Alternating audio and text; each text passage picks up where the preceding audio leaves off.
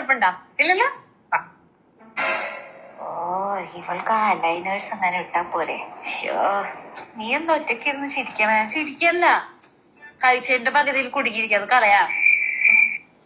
So നമുക്ക് aligners ഇട്ട് കഴിഞ്ഞിട്ടുണ്ടെങ്കിൽ പകുതിയല്ല മുഴുവനായിട്ട് കഴിക്കാം. കാരണം ഫുഡിന് ഒരു റെസ്ട്രിക്ഷൻസും ഇല്ല. എനിക്ക് കഴിക്കാൻ പറ്റണ ഐസ്ക്രീം മാത്രമേ ഉള്ളൂ. ഞാനൊരു സിഗ്നേച്ചർ സൺഡേ അടിച്ചാലോ? പിന്നെ വൺസ് അഗെയിൻ നമുക്ക് ഫുഡ് റെസ്ട്രിക്ഷൻസ് ഒന്നും ഇല്ലാത്തതുകൊണ്ട് ഐസ്ക്രീം എന്നല്ല എന്തും കഴിക്കാം. നോർമലി കഴിക്കുന്ന എല്ലാ ഫുഡ് ഐറ്റംസും കഴിക്കാം.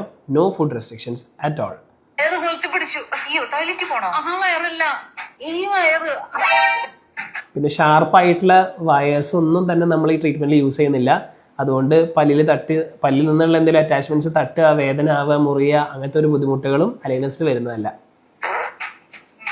നമുക്ക് ഇവിടുത്തെ ഫുഡ് കഴിച്ചാലോ? കുറച്ച് ടൈറ്റാ. അതല്ല, നിന്റെ പൈസ ഞാടാ. ആ ടൈറ്റ് അല്ല, ഈ പല്ലിന്റെ കമ്പി ഈ മാസം ഇപ്പൊ ടൈറ്റ് ചെയ്തുള്ളൂ, അത് കാരണം ഒന്നും കഴിക്കാൻ പറ്റില്ല.